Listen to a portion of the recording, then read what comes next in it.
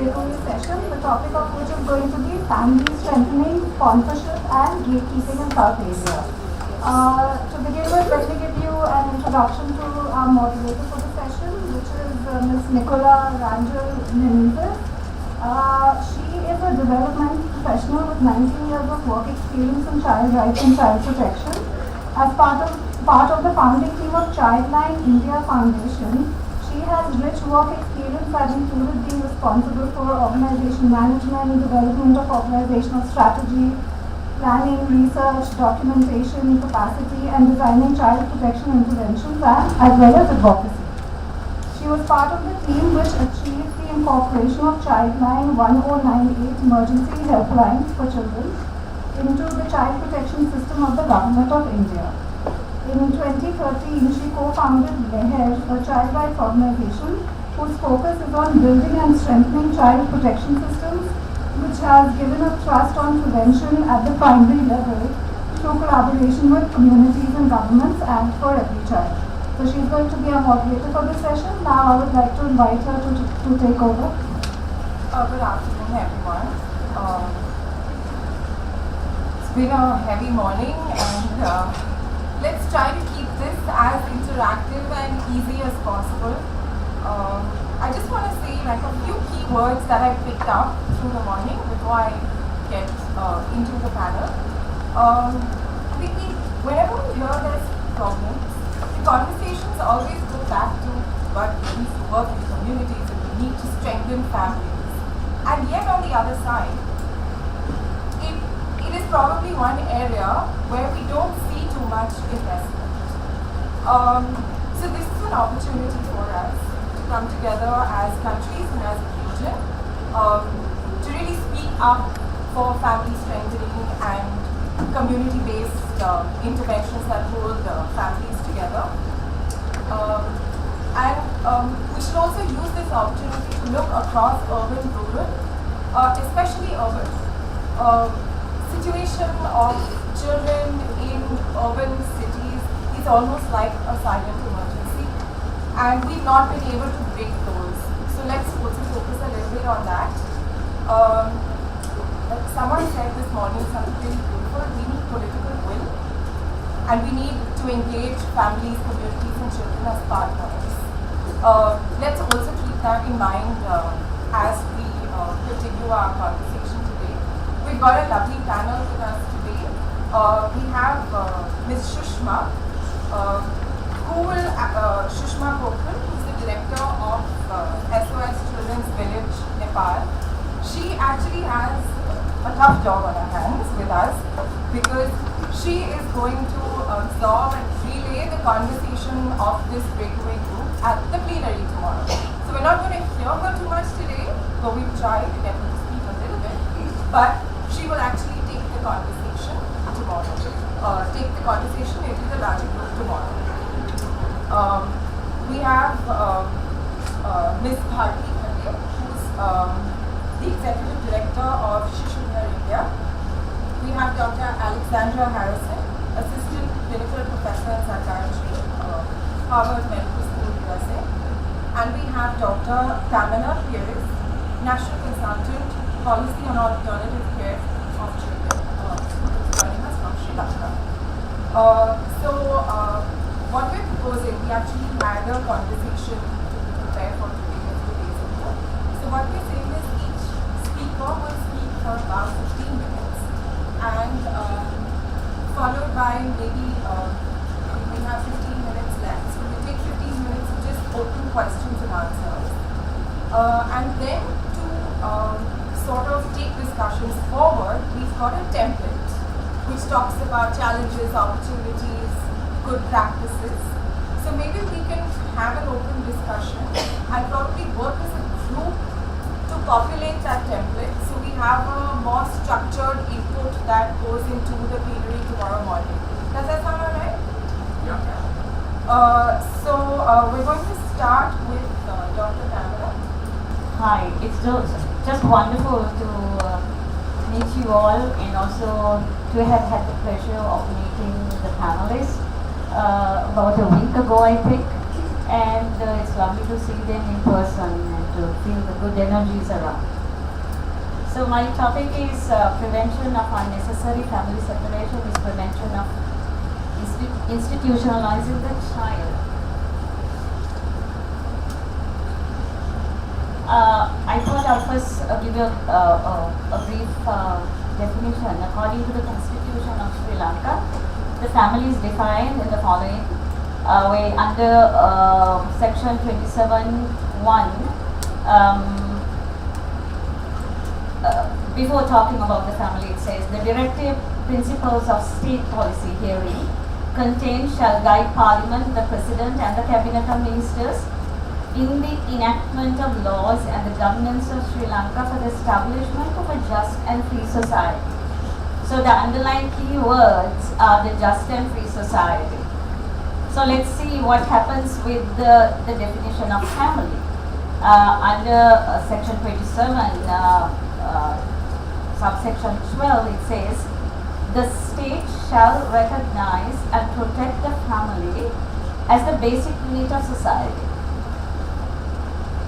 It also says the state shall promote with special care the interests of children and youth so as to ensure their full development, physical, mental, moral, religious, and social, and to protect them from exploitation and discrimination. The underlying words are exploitation and discrimination.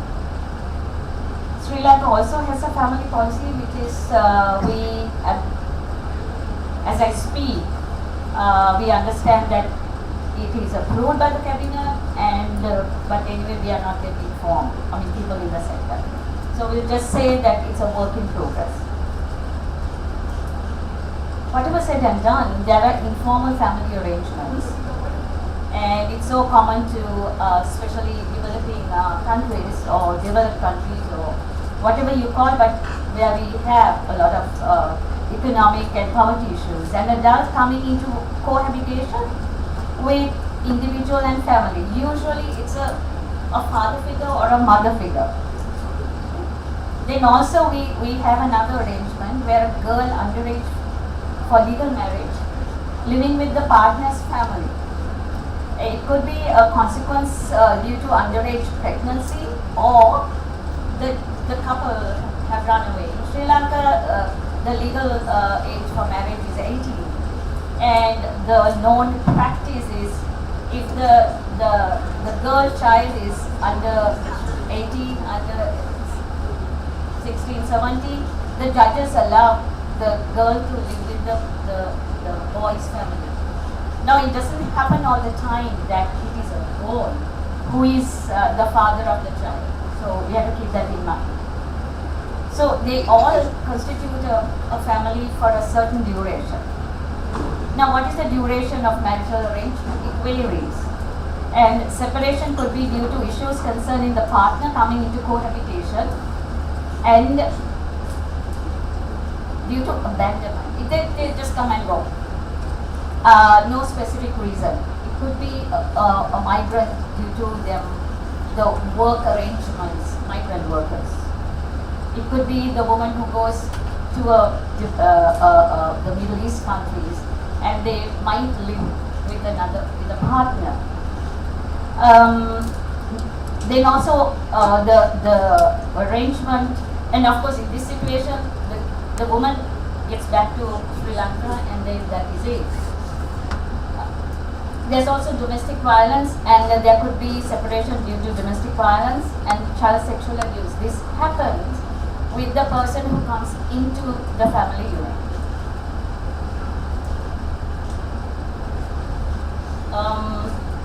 I would like to bring your attention to unnecessary family separation, just an investigation of conditions and statuses. This is based on the guidelines are from the UN guidelines, and this was developed when we were working on the alternative care for children. So on the right, from the right, you see the conditions and situations, and look into the arrows. The first column is the parents' low income. So actually there are 4 columns. The first column is about Unnecessary family separation could be due to economic situations. The second one could be due to parents' status, that is, I'll come back. So let's go to the first one, the conditions.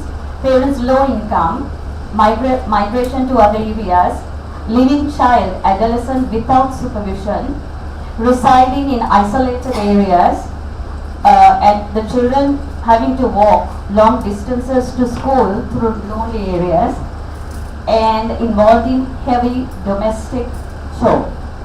The next one is parent status. Married, single due to loss of life, that is spouse, loss of life, abandonment, separation, divorce, migration, in prison, either the man or the wife, with partner. When people come and live with a partner, that brings new dynamics to the family. And on the street, living together or other.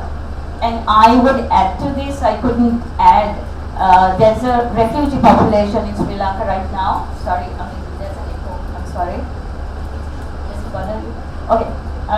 There's a refugee population coming from Afghanistan, Syria, Myanmar, people who have come due to strife in their own countries. So I would really suggest that you add that as well under that category. We also have a condition, family members' mental and physical disability due to HIV or AIDS, special needs of child, and basically it's a mental health situation. The last one that conditions identified here is the child. It could be the child non-national living with mother incarcerated or remand prison, and the child is under 5 years of age. When I say non-nationals, these are the adults who bring children along with them when they trafficking drugs. So, looking at the situations again on the right column, vertical, what happens because of these conditions, unnecessary family separation issues. Child's educational performance. Then another situation is child living and being exposed to family violence, or the child could be given away for money. There's another situation, child negligence by parents or the guardians. Another situation, child's crowded living conditions. And another situation is child affected by stigma. So I can go through this matrix. Do you want me to go through the matrix real quickly or just skip? Sir, yeah. What do you think? Should I go through considering we have only 2 minutes. Okay, I'm going to talk then. So what happens when the child's education performance goes down because of economic situations, not having sufficient resources to keep up with grades, and emotionally unstable? And due to economic situations, the child adolescent victim of commercial sexual exploitation and living in fear, stress, child imitating the perpetrator. Talking about child negligence, we also have undernourishment, mental health hygiene issues, prone to accidents, drug use, and smoking. About crowded living, which is very common in rural areas. Again, Nicole, going back to the rural and urban settings, this could even happen in rural areas. Lack of physical space, unprotected sanitary facilities, intrusion of others, no privacy.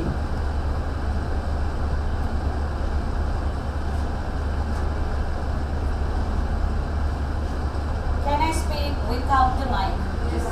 Because I have a very uncomfortable. Okay, so what happens is child negligence is always something to do with undernourishment. Child's crowded living condition is the child is so exposed to it's so small spaces that there's no privacy for the child. So basically the adults don't have privacy, the child doesn't have privacy, as well as looking into issues like sanitary facilities. There's no outhouse, no washroom, or you go there and the girl child especially feels very uncomfortable to use that kind of facility because there's no privacy or they're not being taught. Child affected by stigma is about parents' social standing, ethnicity, caste, livelihood, living on the street, tribal, gypsy. So that is the dynamic there. Then we look at the parents' status when someone else comes into the family unit, dropping out of school, not acquiring basic educational qualifications, and early pregnancies. As well as when the child is exposed to family violence, so child abuse of all forms. And we came across children who are like, when a parent brings in their offspring, and there's a rivalry between them, whether it's for good or for bad. I mean, there's this competition. So what happens is when the child is exposed to that kind of family violence, child runs away, eternally in conflict with the parents, teachers, peers, and partners sometimes. And the child negligence is child involved in hazardous and worst forms of employment and invariably to support the family. The crowded living concerns prone to observe and experiment adult behaviors, imitate peers with adult behaviors. And the stigma is parent or child has had been in violation of the law. So again, it's stigma because the child would go and involved in something because of this negligence, or I mean these things could have been avoided. So we go to the health situation, mental health, physical and accidents, unexpected medical conditions, and the child doesn't have appropriate support systems for child to cope with, and the child has to take care of the sick and would have to seek and bring employment, I mean some income to the family because the breadwinner or someone is otherwise engaged taking care of the sick person. With regard to violence, in that situation the child is harassed, abused, and these are all based on real stories. We talked about stories as well today, about narratives, and these are narratives, okay? Death caused by patient, because if the mother has a mental health situation, the child is exposed to that up to being murdered, right? Oh my God, I haven't even started. Okay, so it seems like my 15 minutes has gone. Just for your information, we have a conceptual frame here. It is based on the UNCRC, and the duty bearers are the state, the non-state actors, parents and guardians. And I've used the same kind of concept of the necessity and suitability principles of the UN guidelines, and you see the family together. And what I've tried to identify are the areas that are so susceptible for the family to fall apart, in spite of the state having a number of facilities. Sri Lanka has a very good bureaucratic system, but the system is so huge that sometimes the child is lost in that bureaucratic system. People don't especially ask us, why don't you work by yourself? Do you have to work with the government bureaucracy? Yes, we do. Sri Lanka has to work with the government bureaucracy. Talking about gatekeeping and statistics, we have data, but the data is not standard. It's not uniform. So you take ILO on one side, you take education on another side. So you will find data coming from 2002. So what am I going to do with 2002 data? So we have to look into the data 2016, and when data is collected by INGOs and NGOs and the state, there's no uniformity so that we can make use of the data for our work. Then, however, when where the separation occurs, I mean, I'm talking about there's enough resources within the state and the non-state actors to protect the child, protect the family without letting them fall apart. But what is happening? I mean, it's a complicated situation.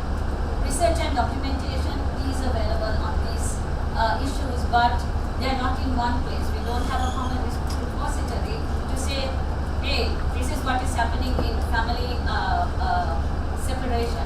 How could we do? What does the research say about it? The next thing is, okay, we have to encourage short-term informal care settings or whatever, even though till the family gets its act together. So we can't do anything because we don't have proper data. Our gatekeeping is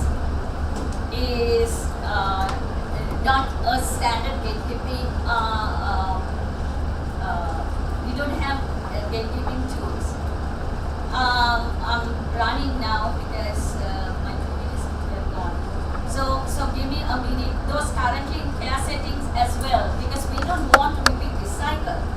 Because family separation, when the child comes from the, I mean, we heard in our morning sessions, we have to, if the child is going to become an adult, we need to have or guide this child to have a strong family.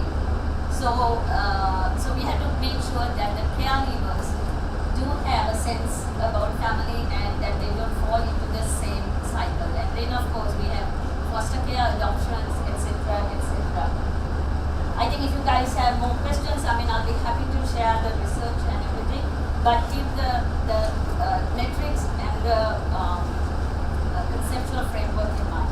Thank you. Namaste. We did have a PowerPoint, but I was inspired this morning by the presentations, and I decided just to speak to you about some of my thoughts and summarize just several points that I thought really affected family strengthening.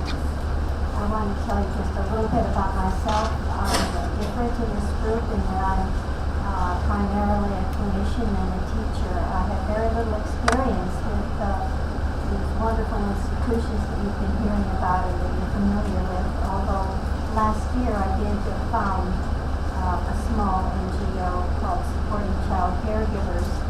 The idea, the mission of this nonprofit is to consult and teach on a pro bono basis caregivers of children in low and middle income countries. So the way I started that was I began a relationship with some children's homes in Central America. And the way I did it while maintaining my regular practice in family life at home was to go periodically to the children's homes and give whatever I had of my child psychiatric and psychoanalytic understanding to the caregivers, directly to the caregivers of these children's homes. I agree that they're not really, it should really be called orphanages on that basis. Anyway, that was very successful. I will just mention briefly the technique I used, although we're really talking about something else, but it was kind of a small family. The technique I used was to videotape positive interactions between the caregivers and the children. The caregivers actually only asked me about how to help the children listen to them, how to discipline them. They weren't really interested in the child developmental ideas I had in mind to give them. But showing them the positive interactions with the caregivers while they were disciplining the children proved a gold mine in terms of teaching the caregivers how important it was to build a relationship with the children in order to make successful compliance with commands. But I'll tell you what happened after that was that I began to see something which is relevant to my final point, which is that in the beginning in the small children's home, which functioned in many ways like a family home, although not the children's family of origin, the children came after having suffered severe neglect and abuse oftentimes, and they began to flourish when they were very young. But then when they went to school, they started to fail. And I I'm going to leave that as a punchline for my last point. At any rate, my first point about family strengthening has to do with the needs of the child. Well, what are the needs of the child? Really, we haven't defined them so carefully. That although institutions may have done that, what if we say the developmental needs of the child? Well, a long time ago, a very wonderful child psychiatrist, Michael Rutter, did a study of children in Wales who had lost a parent. And he found that the children who had lost a parent early in life did just as well as all the other children, as long as they had another adult in their life who could supply the developmental needs that the child needed.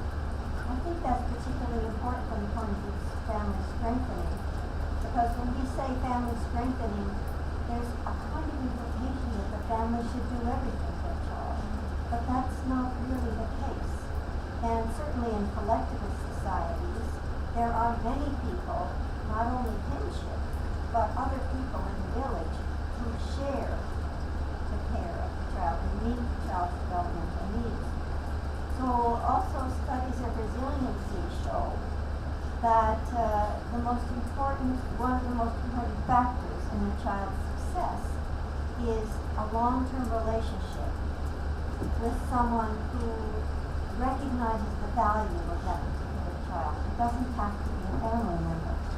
All of us know people who were influenced in that way by a very important person in their life, often a teacher. So I would say that strengthening the needs of the child are strengthened when we support communities that include other institutions in addition to the families. And that doesn't mean the family has to be a family separation. As a matter of fact, it can be the opposite. If the school is particularly important to the child, the teachers, for example, a religious institution, then the family can still be very important to the child, but doesn't have to meet all the child's needs.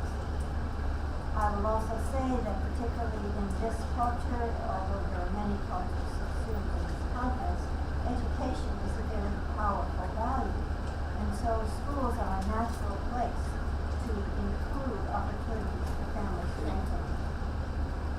And I wanted to move to the second very important point, and that is the special needs child. In my experience as a clinician in my private practice and in the hospital where I teach, where there are many immigrant families, and also in the children's homes that I have worked in, what you see is that, as I mentioned before, the children may flourish early on, but then when they get to school, they start to founder, oftentimes. And that's because the development of the core competencies that we need to be successful in life, such as the capacity to focus attention, such as to maintain attention, to initiate action, to organize your thoughts and make a plan, to work towards that plan, and to make healthy relationships. All of these core competencies are developing in the very beginning of life, in utero and in the first few months of life. So you can see that these children, even though they were put in a very enriched environment, still had not developed some of these core competencies that were required to when they went to school. And that's something very important too, because we heard a little bit this morning about how some of these children are hard to manage. They're not easy to place in foster homes or in adopted homes. And that certainly is the case if you have a child who is impulsive, who can't pay attention, who can't organize a plan or initiate a plan, even like cleaning food chores, for example. All of these core competencies are likely to be compromised by children who have neglect and abuse in their early life. And by the way, do you know which turns out to be more devastating, neglect or abuse? Neglect. So I would say that this is a very important factor, the need to take account of the child's special needs. But in addition to that, there is a parallel set of special needs, and that is of the caregivers. When my nonprofit goes out to consult or teach, we don't focus on the children themselves because we are only coming once a year, or maybe we have Skype sessions in between, but that's not enough to make a relationship with the children. But we focus on the caregivers.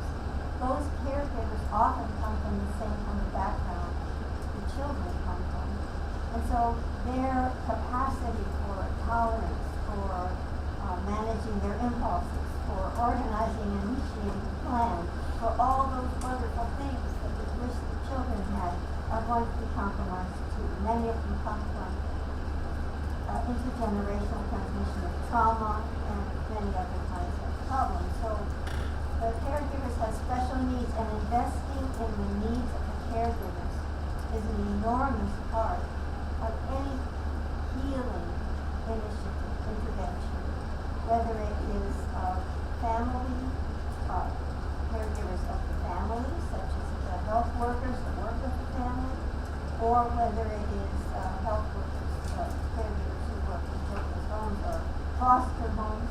Huge scale, as Nisha mentioned, in the U.S., we have a lot of problems with foster homes because the people who run the foster homes, the foster parents, often come from a similar background and don't have the patience that they need to care for these compromised children. And then finally, I'm going to end with my big idea of prevention, which we haven't talked about very much in this conference yet. But what happened was, after I lived through and gave my heart to these children's homes in El Salvador, I began to think, oh my gosh, what am I going to do? And my husband is an economist, and he talks about the biggest bang for your buck. So I thought, well, I have to go earlier and earlier and earlier. And so now the biggest initiative of my nonprofit, with my co-principal investigator, Nina test, is to work to train the caregivers of new mothers, parents, and their infants. And even before that, we hope to be able to support pregnant mothers, because in the first 3 months of life, all of these core competencies are being developed, so that, for example, if we use Dan Siegel, one of my wonderful colleagues, model of the brain, developing brain, this part of the brain that develops first is the brain stem, which modulates the basic regulatory functions, heart rate, respiration, temperature, and this is the affect organizing part of the brain, the limbic system, and this part, the thinking brain, doesn't come online until 1 year old. But think about how vulnerable this is if all of this is challenged, compromised by poor early upbringing. So I'm going to stop now, and hopefully we'll have a chance to talk more about this later, but I feel very privileged to participate in this wonderful conference and hope to be here every time it's finished.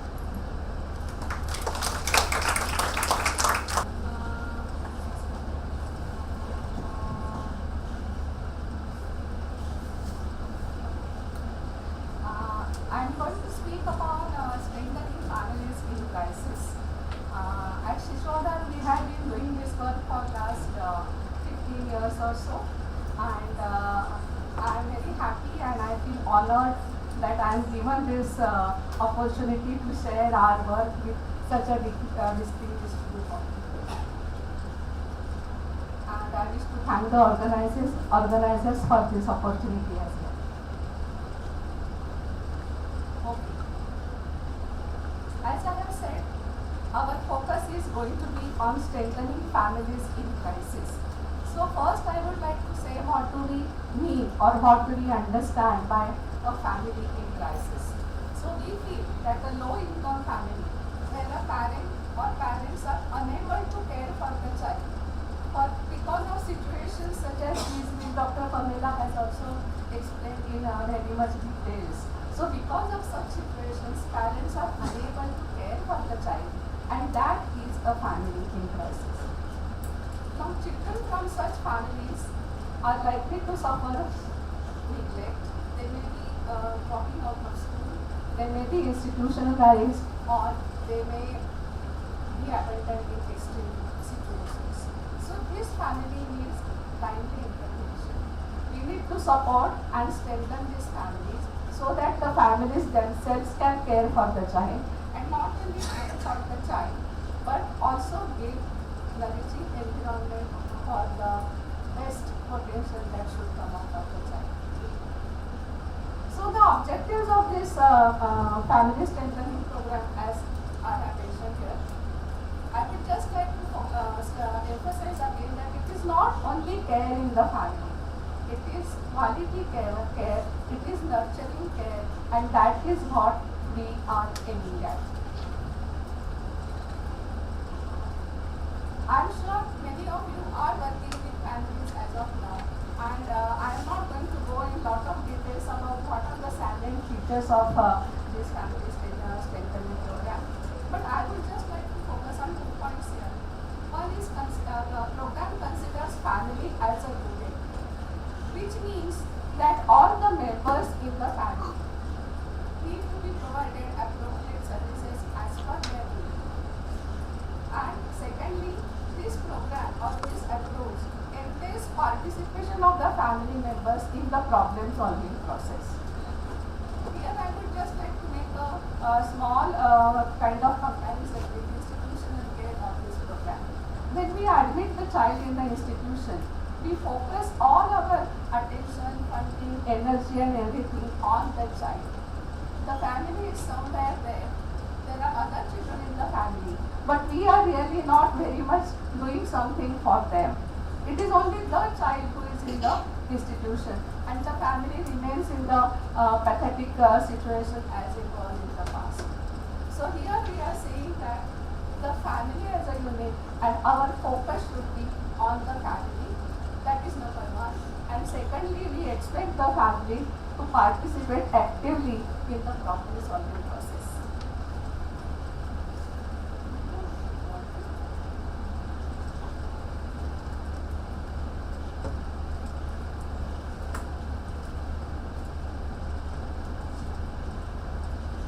Now this family strengthening program, we are implementing in 3 different setups.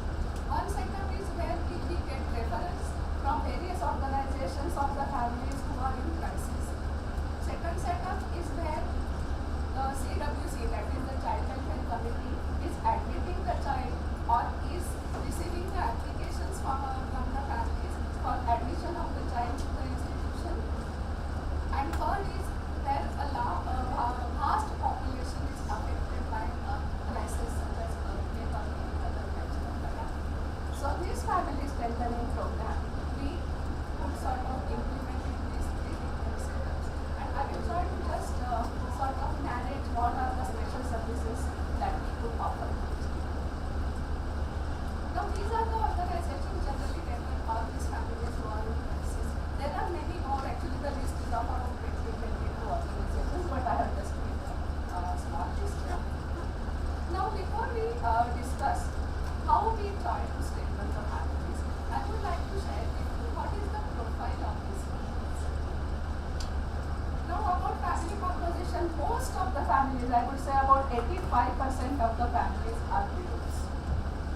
About 10% of the children are living in extended families in kinship care, and 5% are the families where husband and wife are living together, but maybe there is some other problems such as a handicap or HIV/AIDS situation and things like that.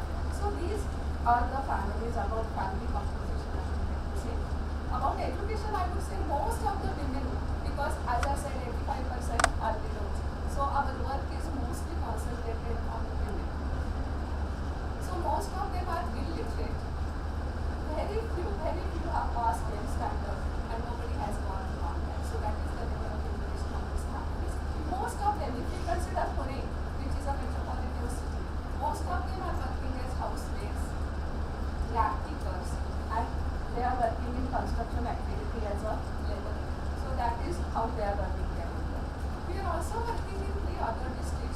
are mainly rural districts. And most of the families are coming from villages.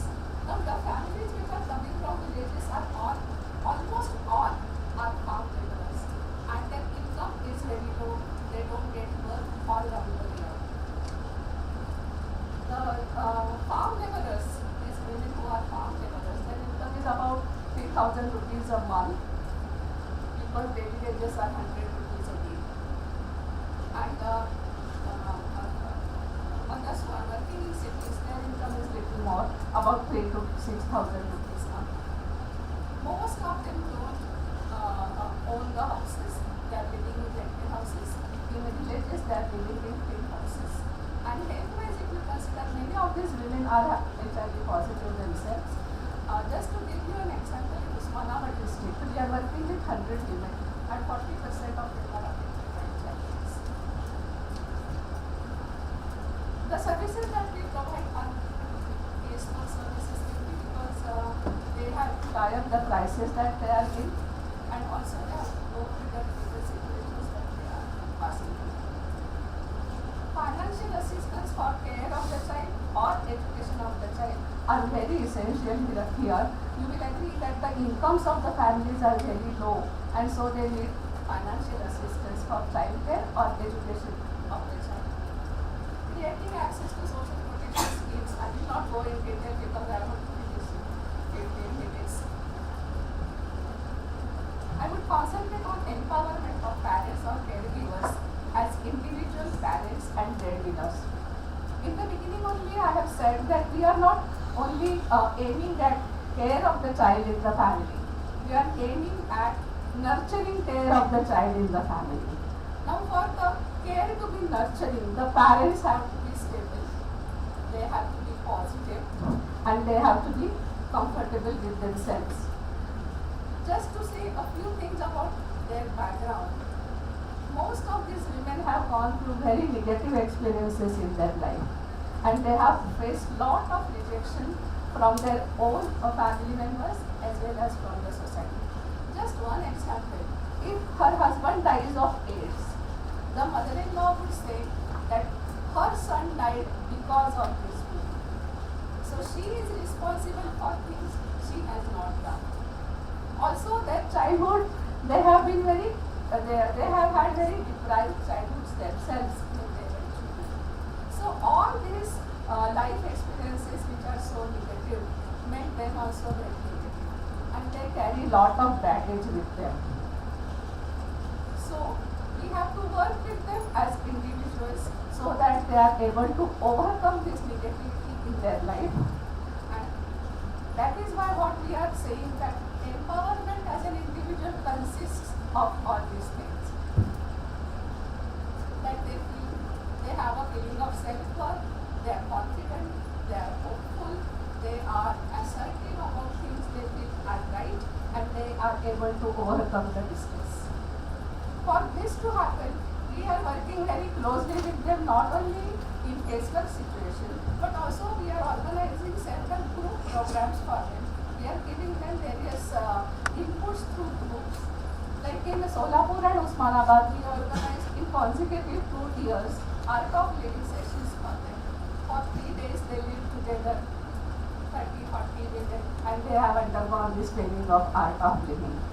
Also, they need lot of assistance in decision making, because if you look at these women, they have never taken any decision about themselves in their own life. They did not decide whether they want to go to school or not. They did not decide at what age they want to marry. They did not decide whom to marry. They did not decide whether she herself would work or not. They did not decide whether they would live in a joint family or they would live separately. So no decision in her life concerning herself was taken by her at any point in time. But today, she is faced with all the responsibility of running the household, sometimes taking care of the in-laws, and of course taking care of the children. And she has to make decisions practically every day about so many things, and she is not used to it. So we hold group sessions and we try to develop skills of decision making with them with the help of the experts. So this is what we mean by empowerment of the mother as an individual can give nurturing care to the children. Empowerment as a parent, she is a single parent, and again, as I said earlier, she has all the responsibility. So these parenting skills of dealing with adolescent children and all that is also done regularly. I would like to emphasize here the group of, or focus group discussions which we hold on HIV positive mothers with HIV positive mothers, because it is important that they share the status, their own status, HIV positive status with their children. Because we have had experiences where the children, grown-up children, came to know about the mother's status from outside in a very negative manner, and that really she was not able to face the trauma, because her child, for whom she has been working so hard, sort of broke his relationship with her because he heard some negative things about the mother from the uncle. So we said that this is an area where we need to help the mothers about sharing their status with the children. So we organized a focus group discussion session every week for about 4 to 5 months. And then they themselves sort of shared their own experiences about telling the child. How many minutes do we spoke? So I would just take this.